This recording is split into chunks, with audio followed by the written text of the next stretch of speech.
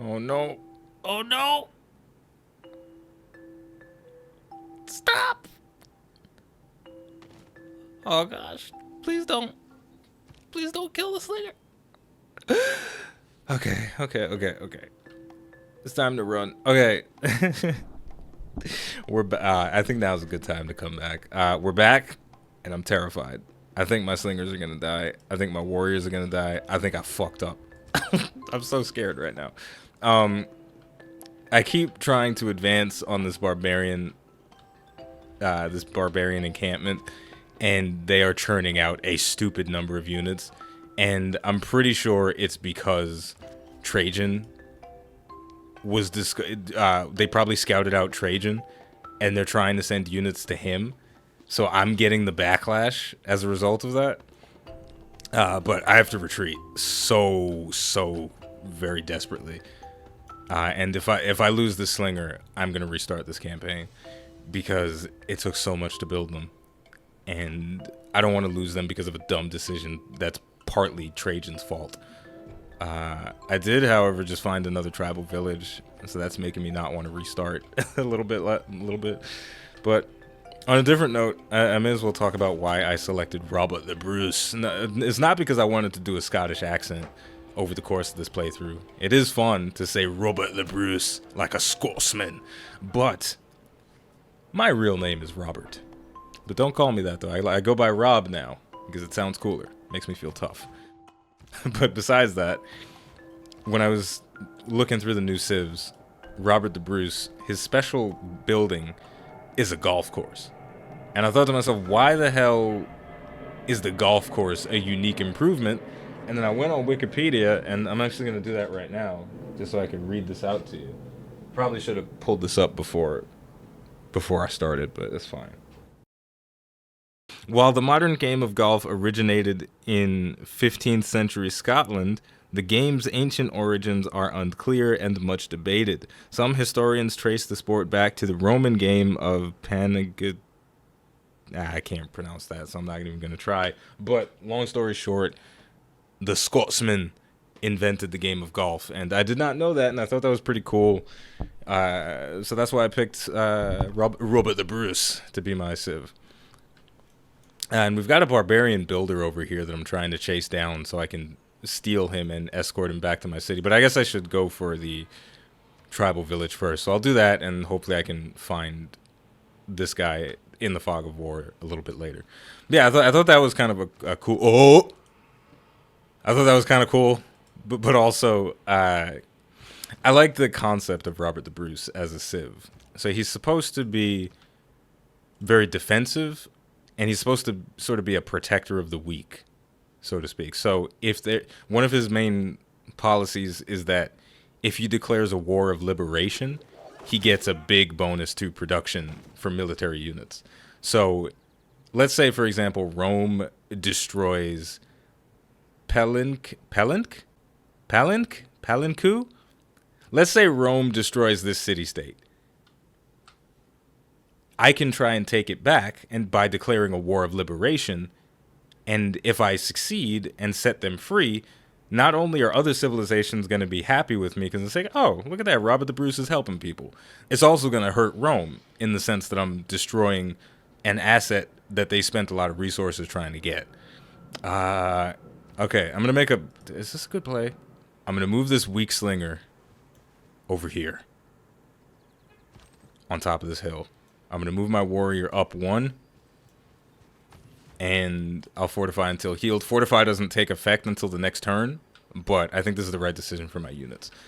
This slinger that's in the trees is at max health, so if the barbarians attack him, I'm not worried about it dying.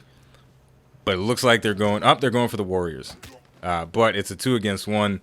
He's not going to survive, and he's going for the slingers, thank goodness. Could have sent them after the warrior and probably killed him. But the AI can be a little bit... I don't want to say the AI is stupid, but the barbarian AI does have specific behaviors where they're aggressive to the point where it seems like they're dumb. But I feel like they're programmed to be overly aggressive and make bad decisions so that they feel more barbaric, which is pretty interesting. I enjoy that quite a bit. So once again, we've been battling barbarians for a while now. Our units are taking a lot of damage. Our guys are fortified up, so it's going to be just a bunch of next turns. Our unit has been healed by going into that tribal village, and I think we got a little bit of experience as well. Not the best tribal village that I've ever found in general, and certainly not the best one we've seen in this game. But we discovered a natural wonder, Kilimanjaro. Kilimanjaro. Well, I guess either I should try and do my best impression of Sean Bean, or I should let him do the talking and introduce this wonder. As it turns out, Mount Kilimanjaro is not Wi-Fi enabled. It's not working that well. I'll let him do it. He does it better. As it turns out, Mount Kilimanjaro is not Wi-Fi enabled, so I had to spend 2 weeks in Tanzania talking to the people on my trip. Okay. Yeah, that's fine. Oh, what an amazing thing. So we just boosted the Eureka for astrology, and that shaved off, it was about 25 turns or something crazy like that. So in 4 more turns, we're going to be able to build holy sites. I'm excited about that, if you can't tell. Civilization is the weirdest game to get excited about, because it's very basic and very bare bones and very not action oriented, but little things like that, they get my dopamine levels spiked up, because I know it's going to help me out in the long run in a very big way. And it doesn't look like I'm going to get that barbarian builder because it walked into the hands of Brussels. So I suppose it's not the end of the world, because Brussels is just a city-state, so I don't really have to worry about them getting an advantage over me. In fact, I want them to grow and prosper. But we did trigger an inspiration for political philosophy, which is in the civics tree over here. This is one of the major ones. As you can see, it would take us 152 turns to research it, but it gives us access to a new form of government, which is pretty exciting. But again, we'll cross that bridge when we get to it. It's a pretty long ways away. But yeah, those little things, because I know getting astrology boosted is going to provide benefits for a long time. It makes me very excited. Now I want to finally check out this barbarian encampment, if it's even still there. Maybe Trajan finally destroyed it, but in any case, I think I'm finally at the point where I can just set my scout to explore automatically. But I'm actually enjoying dictating the direction that he goes. The best neighbors are distant ones. Right now, you are India's best neighbor. So he's not trying to have a relationship with anybody. He's just trying to work on those traps, on those muscles, get some oil. He's entering a bodybuilding competition. But I actually like that philosophy. You know, you don't want your allies too close to you. You don't want to hang out too close to your friends. You don't want to live right next to somebody, because it could cause problems, right? Because if somebody's right next to you at all times, you know, they get clingy. Ooh, that barbarian's almost dead. If somebody's too close to you at all times, they get clingy. They always want something. It's not always the best thing.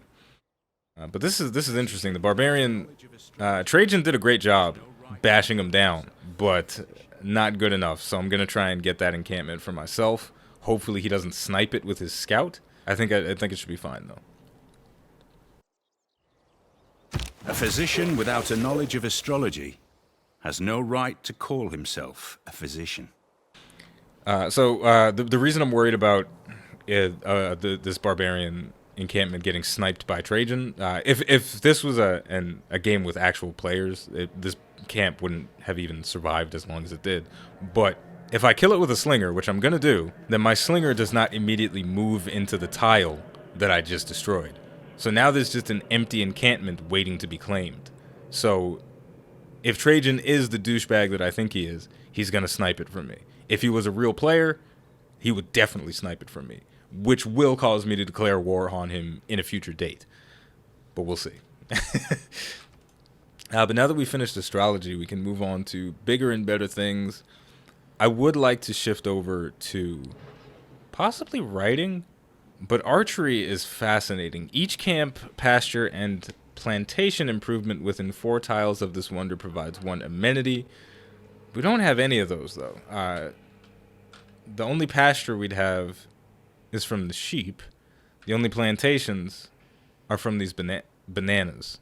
which are very far away. So my main city wouldn't get any benefit from that. So I don't think building that right away would be beneficial. A campus is always nice. We would get benefits from that because of Robert the Bruce's special passive, but also just in general, having extra science will make our future research go faster. So you know what? We're going to go down that route because in order to get to writing and the campus and the library, we need to go through pottery. It's going to take us 21 turns, but in the meantime, once pottery is done, it's going to allow us to build a granary. And a granary gives us 2 housing and +1 food, which we sort of desperately need. Our city's been growing at a very slow rate, and totally forgot that there's a barbarian scout inside of our city calling hordes of barbarians from somewhere that I am not aware of right now. So we're going to have to bring all of our units back to defend. Yeah, he's getting ready to head back to his buddies and tell them where to find us. And we didn't get sniped. We got 30 gold from that encampment, and we triggered an inspiration like I was planning to. So boom, that's very helpful. We're going to send our unit back on a very long journey to our base. Switch over to our warrior. What we're going to do is get each of our military units on top of a different improvement, because barbarians love to pillage resources, and if they pillage a resource, then we have to use a builder to fix it, and that's kind of a waste of a builder.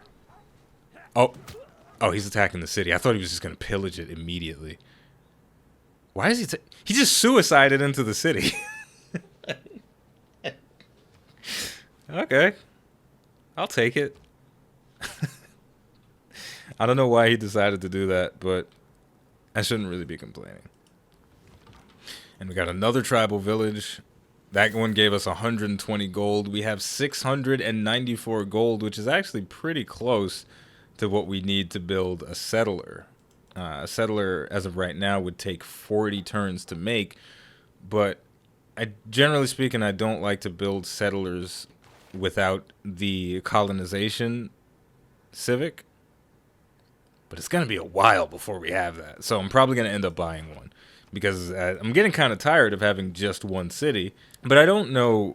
I don't know if I'm behind for only having a single city so many turns in. It's been 59 turns. About to be 60. And I only have one city. And that feels kind of bad. But it is a marathon game. So what's the rush, right? Alright, so now that our city just grew to 3 population, I shifted over my guy that was working the fish, and I sent him to the mines to never see sunlight again. So we're getting a very decent amount of production right now. We're getting 12.1 production per turn. So that's a lot. Part of it's coming from the fact that our people are very happy right now, and the other part is coming from the mines and the different resources that we're working. So that's going to speed up how quickly we make things, and we definitely want to make things. As many things as humanly possible.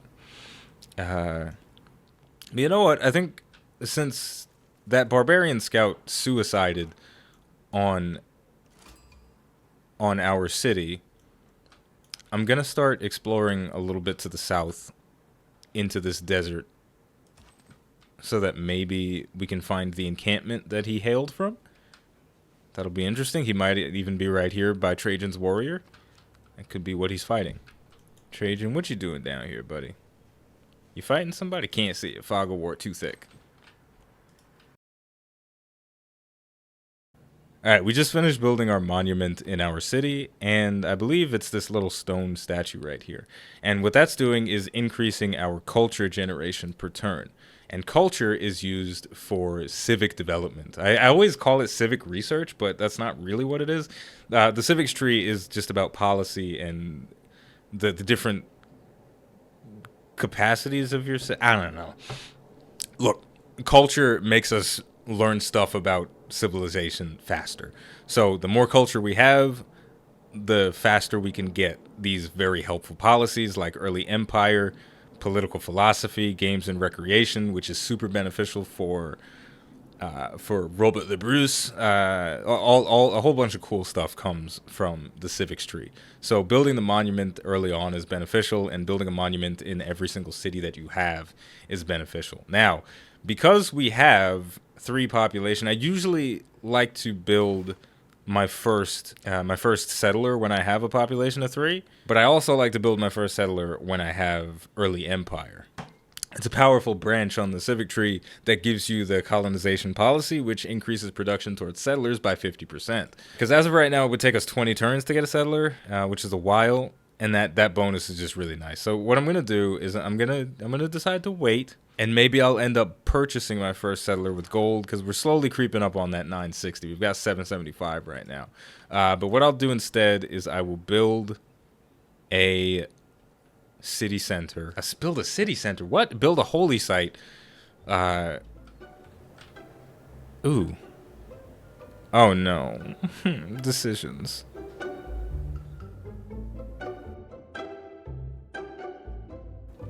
Alright, this is where things start to get weird. One of the most exciting things about Civ 6 for me is the district system. So every special building, like a library, a holy site, an industrial zone, an encampment, a commercial hub, those are all districts. And districts get special benefits based on what they're next to. So the only district that we can construct right now is the holy site. And we do have some spots that are nearby to us that give us bonuses to our holy site. So if I put my holy site right on this tile, we get additional faith generated per turn. Holy sites generate additional faith when they're next to mountains and a bunch of other stuff, as you can see on this list. I'm not going to read it all out. You can pause the video and zoom in if you want to. It's not that important. What is important is that the placement of that holy site is questionable a little bit.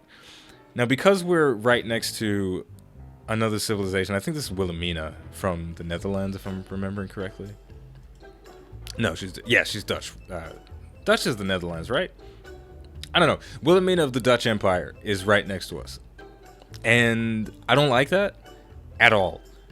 But it would be very strategic for us to put an encampment in this spot just in case she does decide to attack. It cuts off an entire direction for her. It would force her to funnel all of her troops through this way, which could give us a tactical advantage. So just thinking about trying to protect my city, I would love to put an encampment right here, though I should probably be a little bit more worried about Rome attacking me because he's more of an aggressive civilization. But either way, I'm probably going to put another city right here, so this city would in turn provide the protection for this city with an encampment probably right next to the sheep, right? Something like that. So the main question is it best for me to wait and just put the holy site right here and put an encampment here when the time comes, or do I put the holy site on a tile where I'm not getting the extra faith per turn? Because truthfully, I don't care that much about the faith. I just want to have a religion so I can get the passive benefits for it and then be done with it. I don't necessarily need to generate a bajillion faith per turn.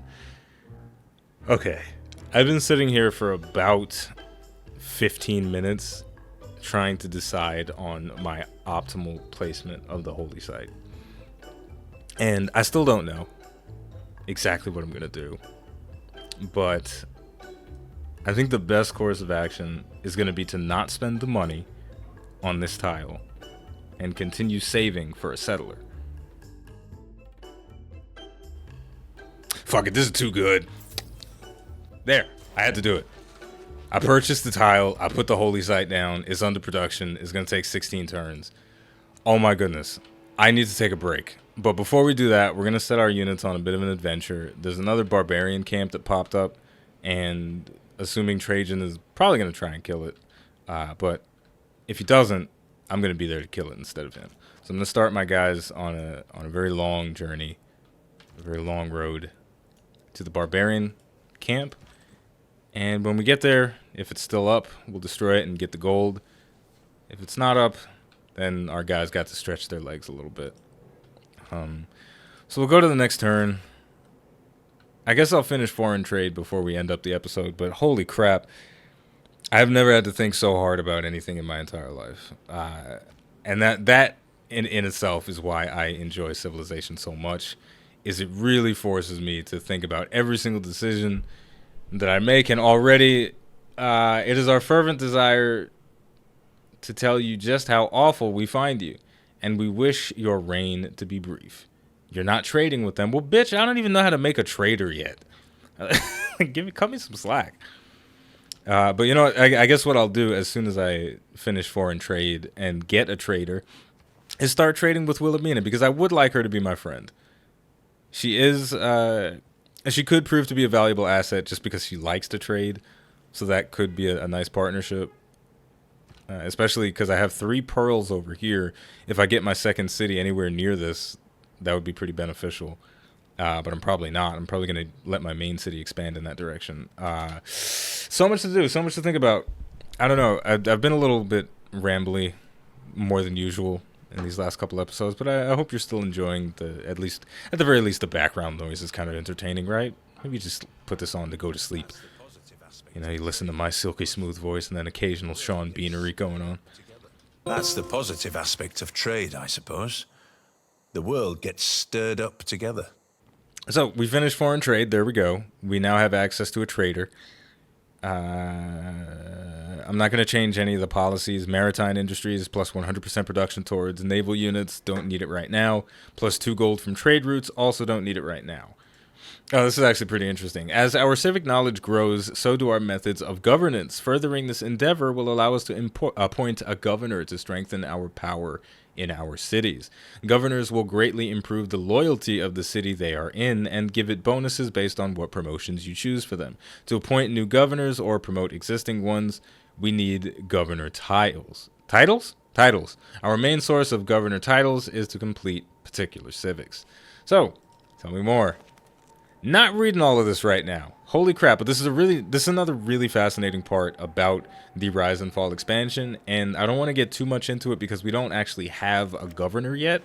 You don't unlock the ability to have governors until you have the state workforce and the government plaza. So, until we get that, we're not going to talk too much about that and the loyalty system. It is truly fascinating, and you should be excited to learn more about that when the time finally does come for us to. With all of that said, I really should have ended the video way sooner because I don't know which policy I'm going to go for next because there's so many and they're all so good. I guess I'll just go with craftsmanship, keep it simple. But also what I'm going to do before we finish, I'm going to build a trader. Maybe I shouldn't. Because what if I build a trader and then start trading with Wilhelmina and then she instantly declares war on me and pillages the trade route? Wouldn't that be the most awful thing to ever happen? It would be. And it does kind of go back on the whole thing where I said I was going to spend my gold on a settler. But traders are also really valuable. My city doesn't have enough food to grow anymore. So our population has been stuck at 3 for a very long time. And it's not going to grow unless we have food and you get food from trading with people. I'm going to build a trader.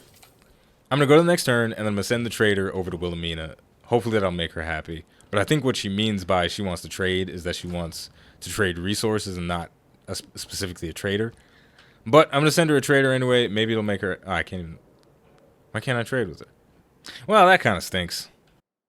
I guess it's too far. And this is a dangerous trade route, too. There could be barbarians in the way. This should have ended like 10 minutes ago, by the way. I'm going to send my scout over towards my trade route that I'm going to set up. And I'm going to send the trade route to Planique? The Science City-State. I'm going to send it over there.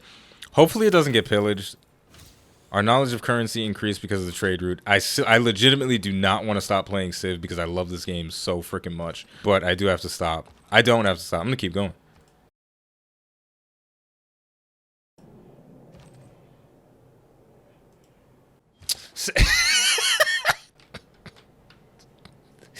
Oh my god. Oh my goodness. Okay. I need to stop. I need to stop playing Civ. Okay, here's what we're gonna do. Well, the last thing for real. A barbarian scout spawned inside the barbarian camp as I was about to take it over. So we've got a little bit more fighting to do, but we've got a trade route on its way to the city-state. It's providing us with gold and science per turn, which is nice. We're getting 17.8 gold per turn and 4.9 science per turn, which is pretty awesome. So what I got to do is I got to make sure that this trade route remains protected at all costs. So I have to keep. I'm gonna try and keep a slinger, or at least some military unit nearby. So if there are barbarians, I can stop them.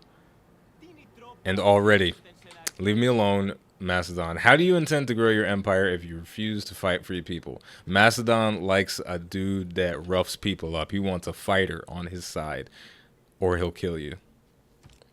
Alright, but here we go. Barbarian encampment is mine. 30 gold, not that much, but it is what it is. I'm sure Trajan's not happy that I sniped that from him, but I don't give a damn about Trajan's feelings. All I care about are my feelings. I love a leader who's surrounded by an impressive military. He likes my 2 slingers and 1 warrior. Macedon obviously hates me. I've dealt with traitors and deserters alike, and we are still more honorable than you. Leave me alone, asshole. I thought Clay must feel happy in the good potter's hands, too. Okay, I'm going to stop now, for real. Seriously, I'm going to stop. The name of the game is Civilization VI. The name of the channel is iBluairJgR Gaming for Comedy. If you enjoyed this video, of course, don't forget to like, subscribe, and leave a comment. If you play Civ, is it hard for you to pull away? Because I can't pull out. I got to keep going until... I'm not going to finish that metaphor because it's gross and unnecessary. But you get the idea, right? I think you do. We got a promotion. I'm done. I'm so done. Save it.